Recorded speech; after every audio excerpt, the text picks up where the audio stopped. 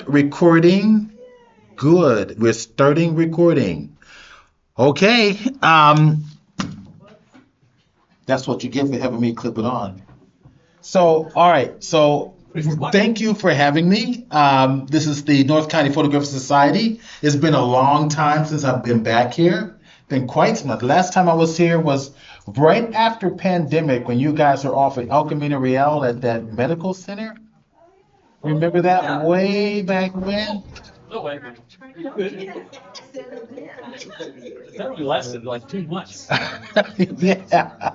Bad idea. Yes, so I am the president of the Photoshop Users Group. We've been around a very long time. We are an official Adobe sanctioned user group. So if you go to Adobe's site, you'll see us on there as their official user group in San Diego. We're 5,000 members. We're the largest in the country. We have meetings every month. Our meetings are now online as a result of the pandemic. And I've kept them online to this day because our mailing lists have expanded to be more international. So now we go through, we go through Twitch. And we just had a meeting 2 weeks ago, which was absolutely fabulous. So now, right up there is a QR code. I am recording this. Use your cell phones, take a picture of the QR code, sign up on the list, and you will get a copy of this recording, today's recording. And it will also make you a member of the Photoshop Users Group automatically. If you're already getting emails from the Photoshop Users Group, you don't have to worry about it because you're already on the list. Okay, so all right, who am I? Oh my gosh. Yeah. I started off as a photographer. I went to Palomar College as a student back in the 80s. I was doing photography while it was still wet in the darkroom. This is way before digital. My career went to commercial photography, so I was using the 4x5 camera. Everybody knows what a 4x5 camera is here, right? Okay, so basically that's negatives are like this big. That's what the commercial industry at that time required. So I used the view camera quite a bit. My real passion was the fine art of black and white, which I've also used the view camera to show my work internationally. That transitioned into digital in time. So what we're going to do today is we're going to talk about ways to improve your work by understanding the value system. Now, what's happening today is we have this new day and age of digital photography. And the immediate result of the medium is that we're getting color images. How many people are using Lightroom here? Let me see your hands. I should see everybody's hands go up. How many people are using Photoshop? Let me see your hands. So equal amount, half and half. Okay. All right. So what we're going to do is we're going to kind of go back to the days of Ansel Adams, back to the foundation of art. And I'm going to show you how it's applied, how it should be applied to photography. I'm a judge at the fair, San Diego County Fair. I'm the oldest judge there. I've been there longer than anybody there. I was involved doing presentations when Donna Cosentino was running the fair way back when. So yeah, we're going to go back to some of the foundations. I think you're going to find this very, very interesting. Now, let me guys ask you this. What type of photography are you doing? Just shout it out. Street. Wildlife and Street. street photography. Somebody else? Abstract. Street, abstract. Okay. Digital art. Digital art and scenic. Black and white landscape. Black and white landscape. Anybody else? Wildlife. Time lapse. Wildlife. Wildlife, time lapse. Okay. So that's your passion, right? Yeah. All right. So, You have an echo. yeah, I know. I can't do anything about it. Okay, there we go. Okay, so here we go. Value-based workflow. So let's go back to the foundations of developing good, deep depth in your work. What we're getting, and I'm going to show you some of the influences as to, my influences in black and white photography. We weren't allowed to do color photography when I went to Palomar College. I got my certificate through Palomar College back in the 80s. It was considered one of the best photography institutions at that time. And I went professional from there, but we weren't allowed to touch color. We were only allowed to do black and white. One year, my girlfriend and I at the time went to Yosemite to do a little camping. And we're looking here, we're looking at Brett Weston's work. Is that Brett Weston? Yeah, Brett Weston. Yeah, Brett Weston. Yeah. So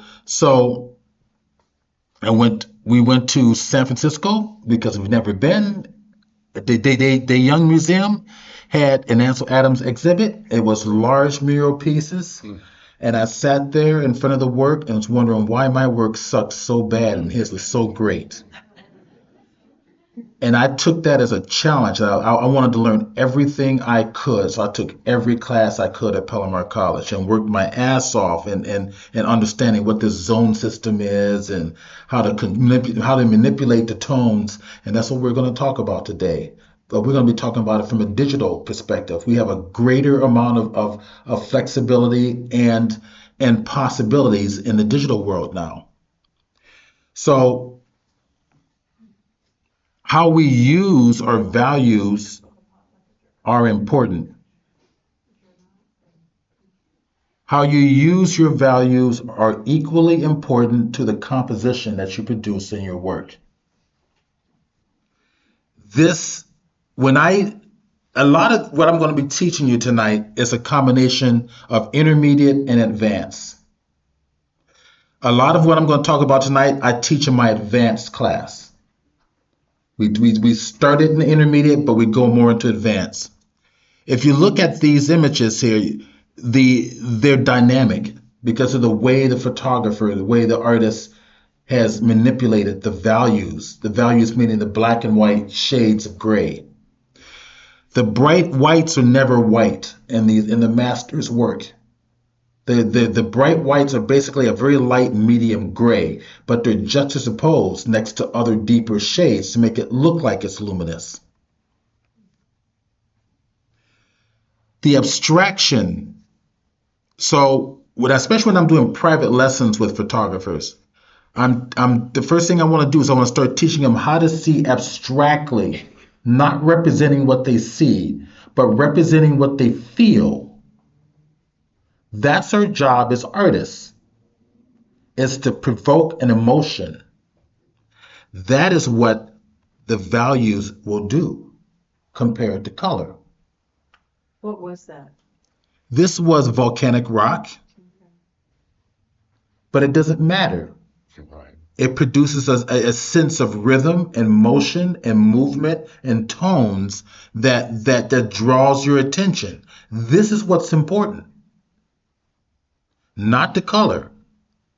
Paul Caponegro, another one of my idols. Look at the way he interprets the tones. The tones have a unique character. Every image has its own unique character, and those tones is going to bring out the voice of that character. Okay? Look at this. When he originally photographed this, these tones all in the background are very luminous. Well, what happens when they're luminous for this image? They compete. Yeah. That's right, they compete with the subject. Learning to master those tones. Black and white is very, very difficult to do. Another example of how he used values to really bring out the character of a piece.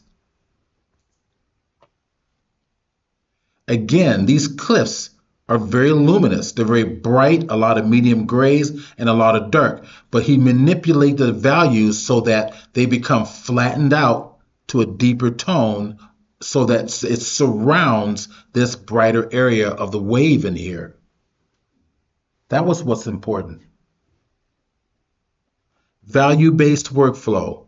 Craig McLeod, he's a modern photographer, a fairly young guy, and I was impressed with what he was doing with his tones. He studied the masters. So if we're going to improve as artists and as photographers, we learn to study the art of the masters, right? So I think this is taken in the Eastern Sierra. I've got an Eastern Sierra workshop coming up, which I'm going to be doing little giveaways tonight. So pay attention. I'm going to have questions. So whoever gets the right answer gets to win some of the giveaways tonight.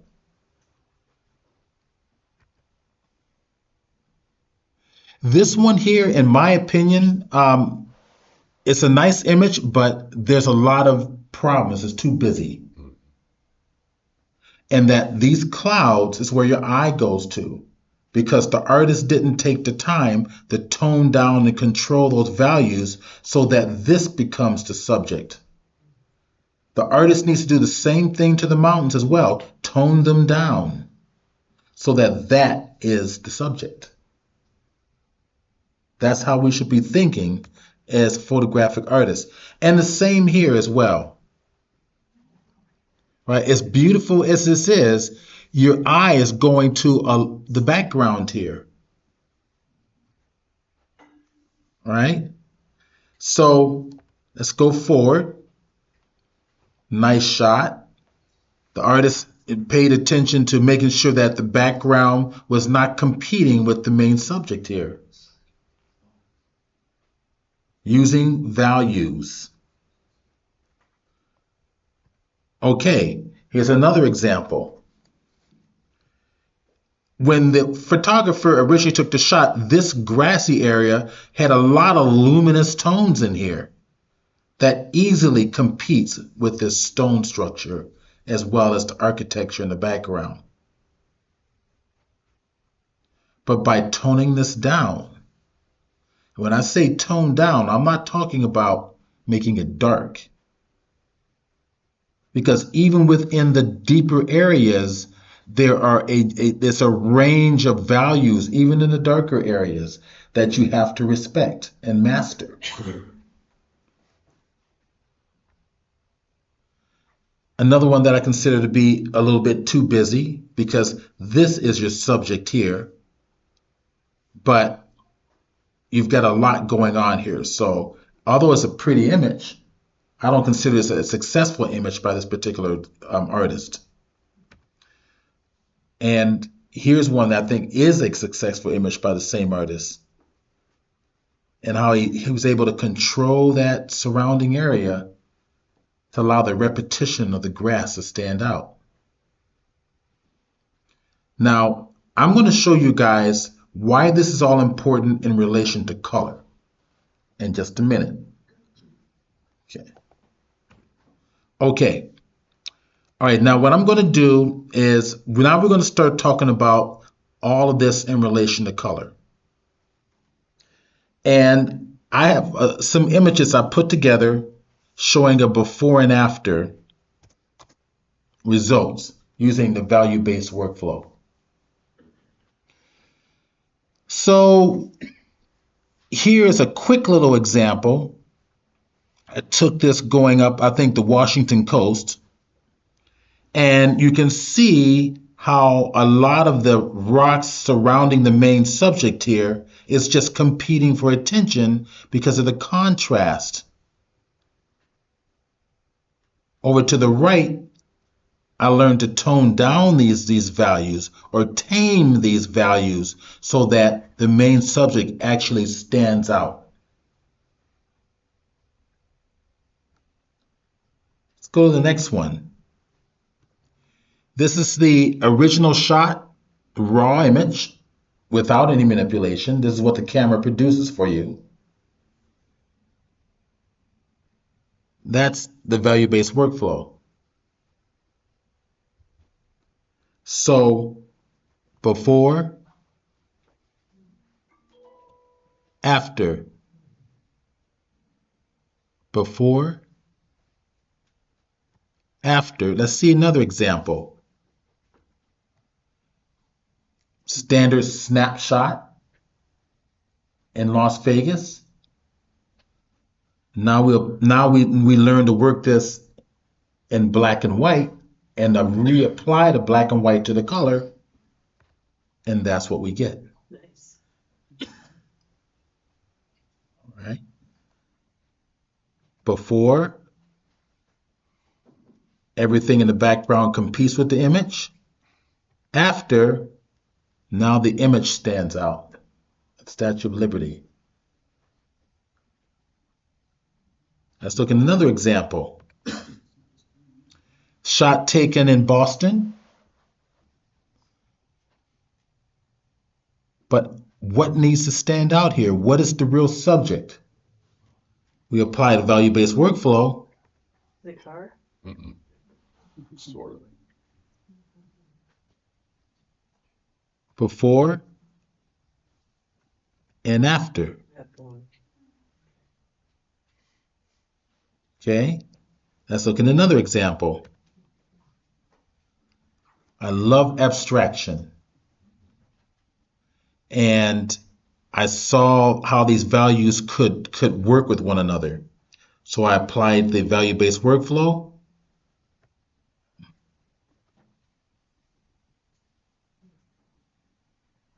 Before and after. Now that it has strength, there's character to it. Let's look at another example. Graffiti. I think this was taken in Arizona.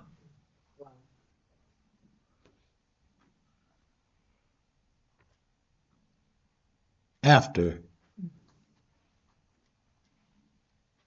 Before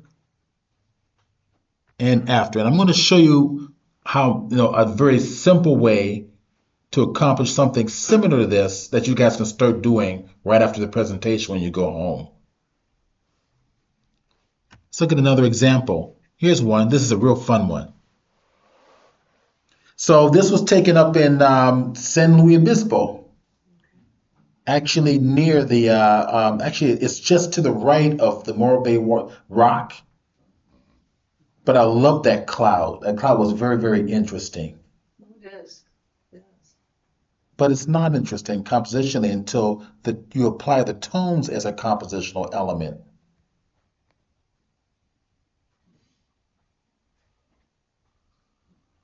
Right? So before and after. Before and after. Let's look at another example. Bodhi, the Eastern Sierra workshop is happening in a few weeks in October.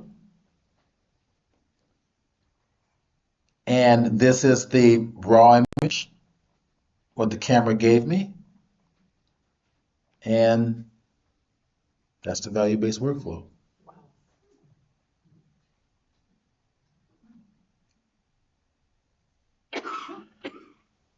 Before and after.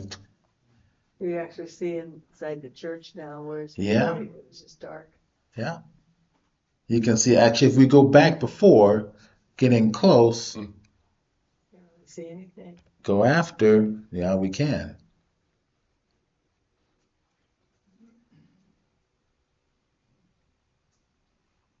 Intrigued? Okay. Does anybody work like this with their black and whites before color? No? Okay. So I want to talk about that process. So you're going to take an art class. Actually, let me show you what I just started working on last night. I just posted this last night onto Facebook. So this is the raw file. Mhm.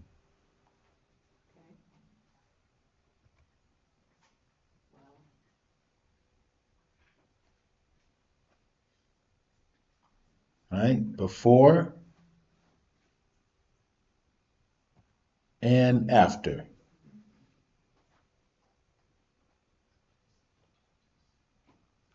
So you're in an art class and you're going to paint a portrait, say, for example. I like to use this analogy. What is the first thing you do?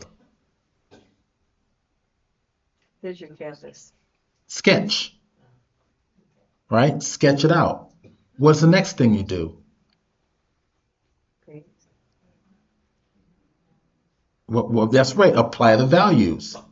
You start adding the shades of deep shadow, the medium gray for the skin tone, the highlights for the hair or the face, right? You're creating value. Always work with the values first. Color doesn't come on to after you're done with the values. When the whole portrait is completely done, the shape, the contour, everything is done, then you add the colors on. That's the problem with our craft as photographers. And this is what most people don't get or realize.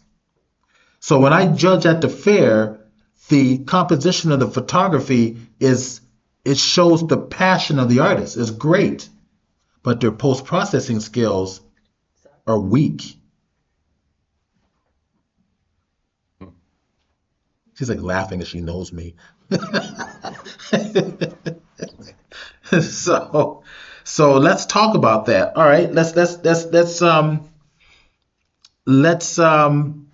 apply that concept. So let's see. Let's go into the root of the folder and let's go get something. Here's another example of a value-based workflow real fast before I actually do what I want to show you. So that's Snoqualmie Falls in near Seattle. And then applying the value-based workflow just shows you controlling those values can really pop out the detail and the color. This is not an award-winning image, it's just an example, trying to make a point. All right, let's see. I want to check another folder here real quick. So I've got that folder. I want to go to my, I think it's called original images. There we go. Let's start with something pretty simple. I'm going to, here, we'll do this.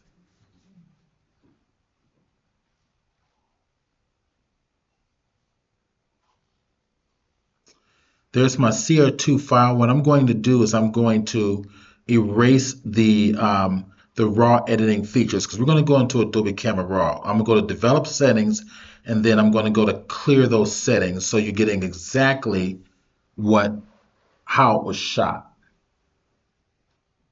And we're going to do a value-based workflow based on working in Adobe Camera Raw. And what you're going to learn here applies directly to Lightroom. So we're going to duplicate this file. Let's hit Control C, Control V. I think it dropped it down here. There it is. That's the copy. I'm going to drag it up here so that both are exactly the same. Okay. And we're going to go open this one up in RAW. So it's a Canon RAW file. So Control R, and let's talk about this. Let's just theorize and plan this out. All right.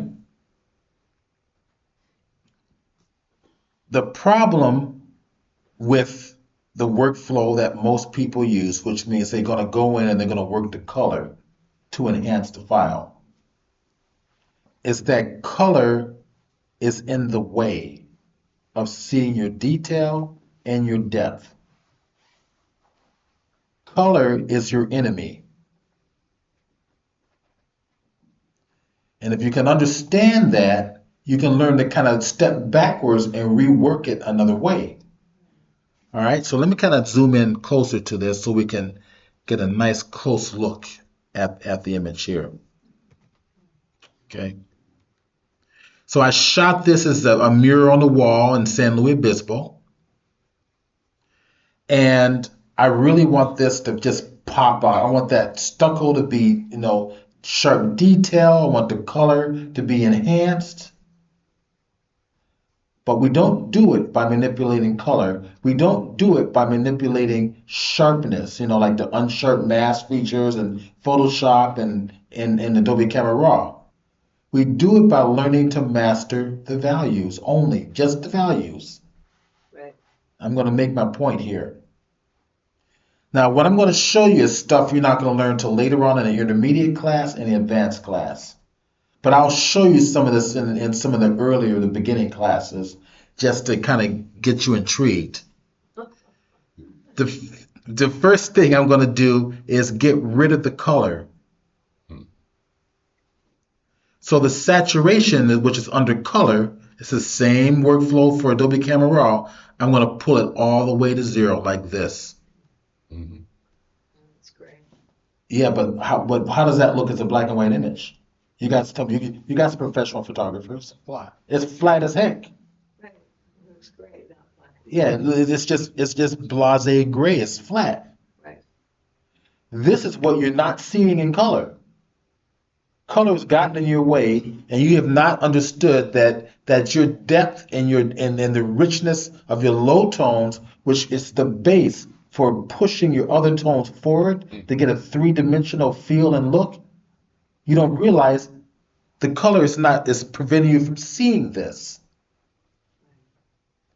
So this workflow I'm going to show you, most people have a tendency not to want to use it because they've gotten into the habit of doing color for so long.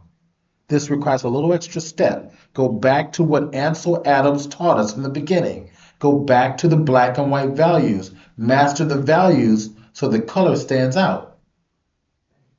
And I'm going to make my point here. All right. So what I'm going to do is I want to flatten this image out.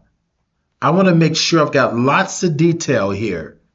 So if I get in close to the camera, I'm at Control Plus. A lot of this detail in here is blocked up. I'm going to start with paying attention to the shadow details. So I'm going to start with my light. Now notice the light up here, they're all grayscale sliders for a reason, because all they do is manipulate the values. Your exposure brightens or darkens your midtones, shadows, and highlights equally.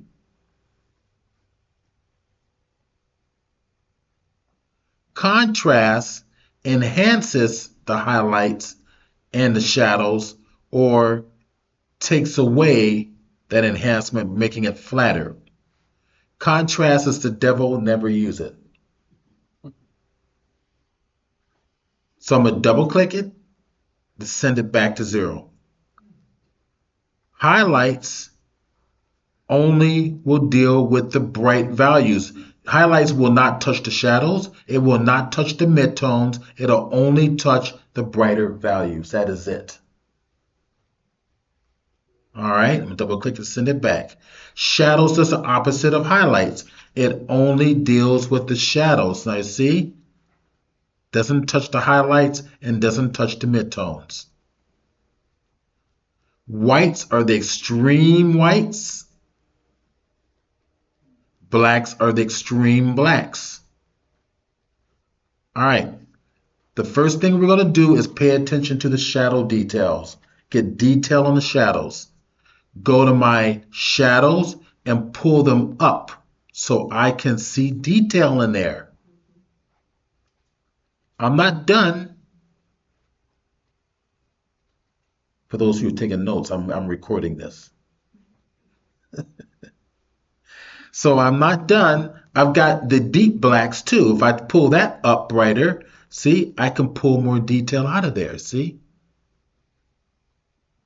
And if I look around my image a little bit, I pulled a lot of detail. I can see detail within these darker areas. It's flat as heck. That's a good thing.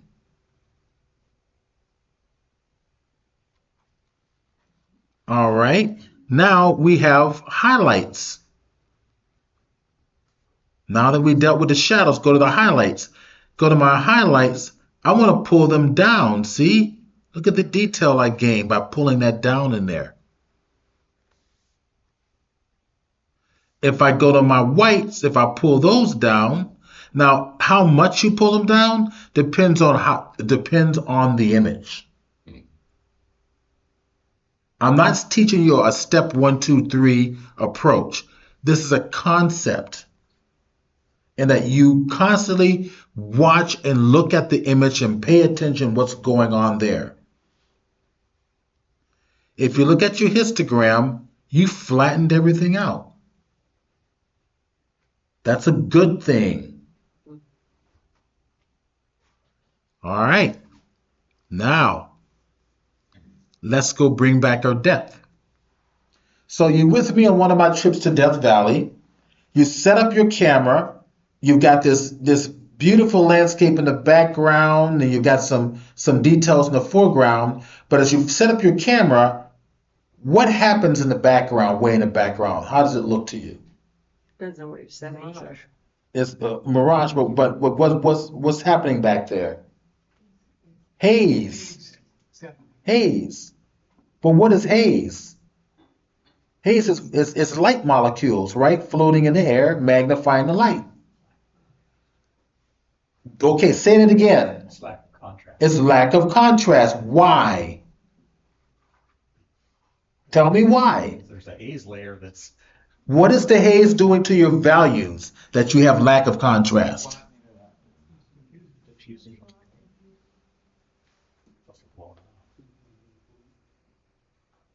Look at it this way. The haze doesn't touch your highlights. It only touches your shadow deeper shadow areas. It brings the lower tones up, but the highlights stay the same. Highlights don't move. So if I come here and go to, now we're going to go down to something, go past the color. If we don't want to play with color. We go to the effects tab, and we have something called dehaze. Stupid name, but it really is what it is. So if I want to add more haze, what is haze doing in the landscape? What is it doing? It's attacking the lower tones, the shadow tones. So if I come to the dehaze and go to the left, look at the lower tones. They come up, thus giving you haze. Making sense? Now let's go dehaze it. Bring it back to the right and let it pop out.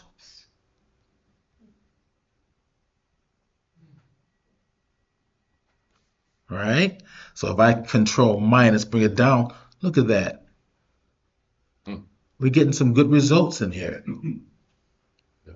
I'll pull it a little bit more to the right. There we go. Now it's really jumping. Okay.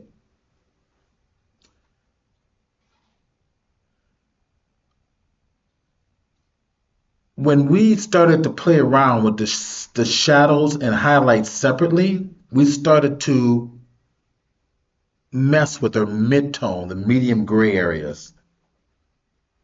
We started to flatten out the medium gray areas. That's what clarity is. Go to the medium gray range areas and give them more contrast.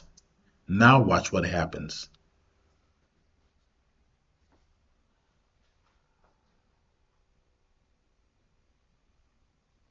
You guys see it? If I go extreme,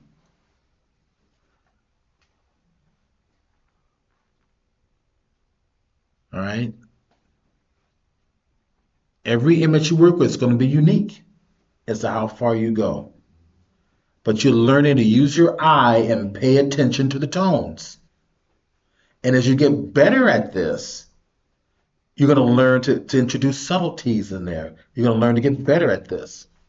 Now, texture, if dehaze is adding contrast in the shadows, And clarity is adding contrast in the midtones. What is texture doing? Targeting the highlights. Only the highlights, that's it. So now if I get in close, let's get in, zoom in like this here. And we pull it to the left, softens the highlights. Pull it to the right, More detail. more detail.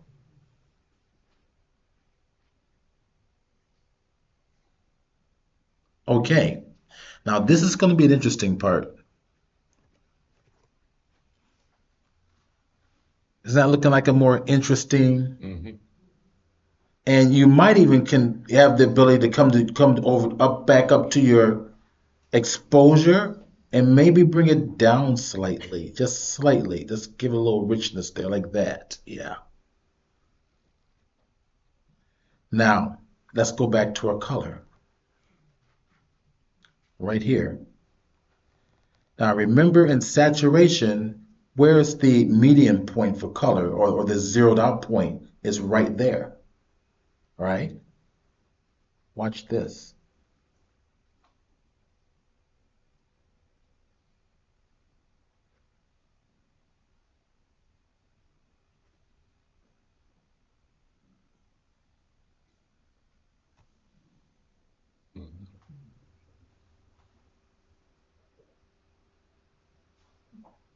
What's happening?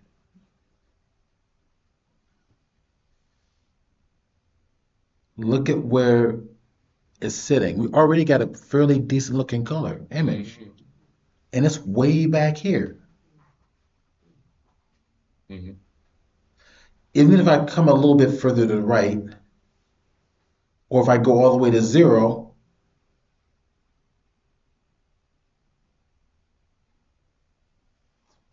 it fits probably right about there. What the heck's going on? Away everything that was hiding the color. We didn't touch the color. We never touched the color. What did we do? Values. The values only. I took away the color and I'm just bringing the color back in. But we never touched the color.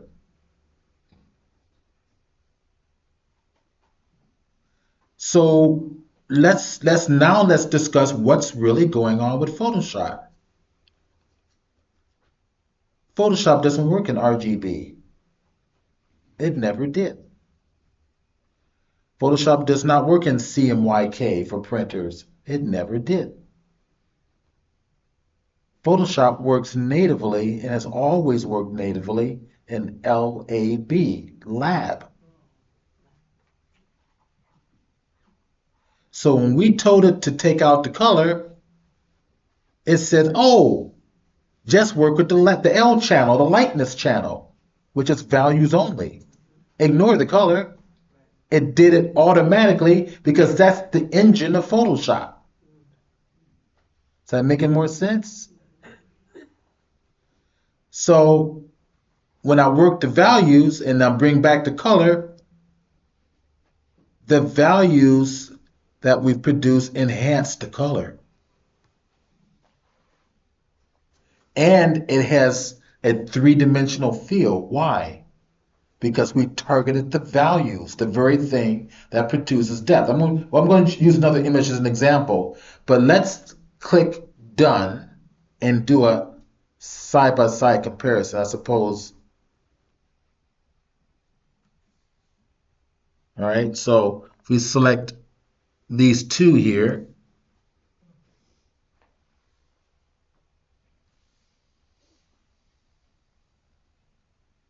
you see the incredible detail you have in the stucco here, where that detail has been muted out.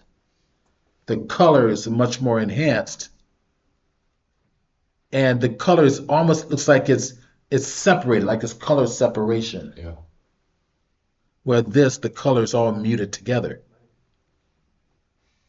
Is that interesting? Yeah. Want to try another image? How much time do we have? Oh, we got 30 minutes. Okay, we got 30 minutes, right?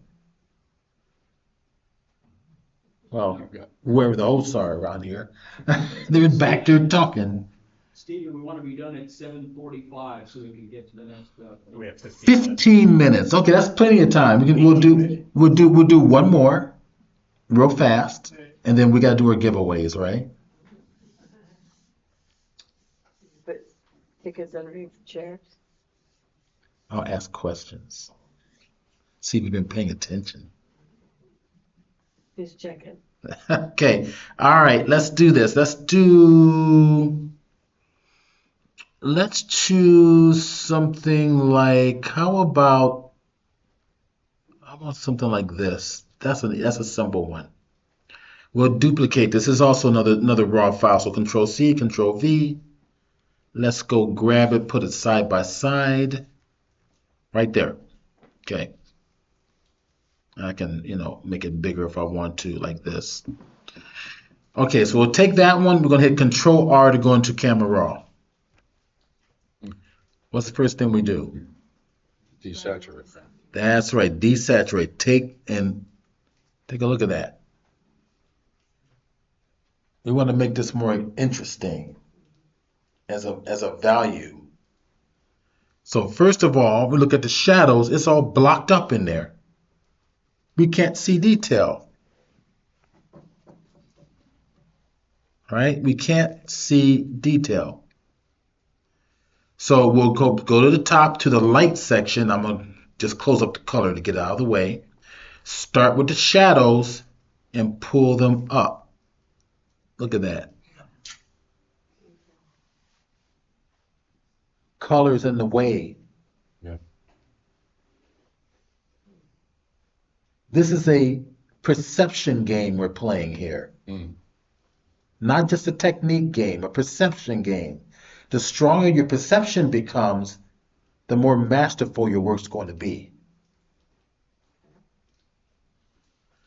Now, we got highlights, a little bright, so let's tone them down. Go to the highlight slider and take it down. See? Now we have detail in our highlights. The shadows as well, I can probably pull a little more detail out of there. So I'll go to the blacks, the extreme shadows, pull it up. There we go. The same for the whites. The highlights, bringing them down a little bit. Okay. Control plus, or Control 0 to see the whole thing. It's very, very flat. That's a good thing. Because now it means I can come over to dehaze and start and add some deep details. So dehaze to the left, haze, goes to the shadows and gives you haze. Go to the right, we get dehaze.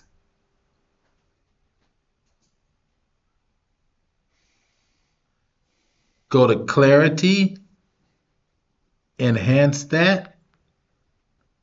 You can see we're getting some mid-tone contrast there, right?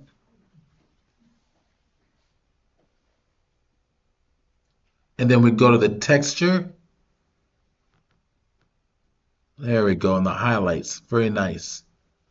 Now, I think I'm going to go to my dehaze and give it a little more richness. I'm going to have to go all the way over to the right for this one.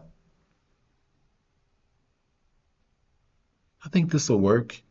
And if you think you still need a little richness, you can always go back to the blacks, right? The extreme blacks, and bring it back over a little bit like that. There we go. Look at the detail it pulled out up here.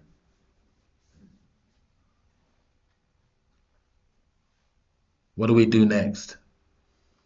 Bring the saturation back. Yeah, bring the saturation back. So we'll come up to the color. A little bit here. A little bit there. That interesting? A little bit there.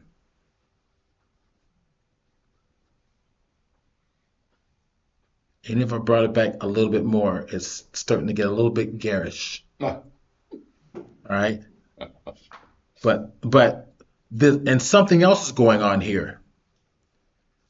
Not only are we using the values to enhance our color, but the reason why this is so little here, well, what are we gaining by realizing that this is so little color?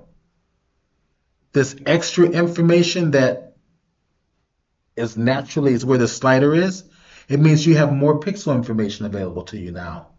Uh-huh. Gives you more detail in your files. All right, so if we go done, let's look at them side by side. Look at this, very different.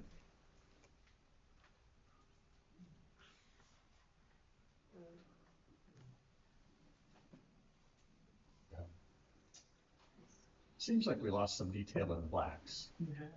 Now we can always go back and get them out. But then again, let's talk about your observation. Does it mean we want details in the black? Depending on the image? It depends on how you want to express that image. It's like that one with your clouds, too many clouds. Yes. You can control that saturation Yeah. and the detail in the clouds or the brush layer. Right. So that's where you get that control Yeah. right there. Well, this is just a stupid example of learning to control your color using values. When you guys do the advanced class, we're getting into the LAB in Photoshop. We're going directly to LAB, working in that mode. I'm showing you how to produce great black and white images.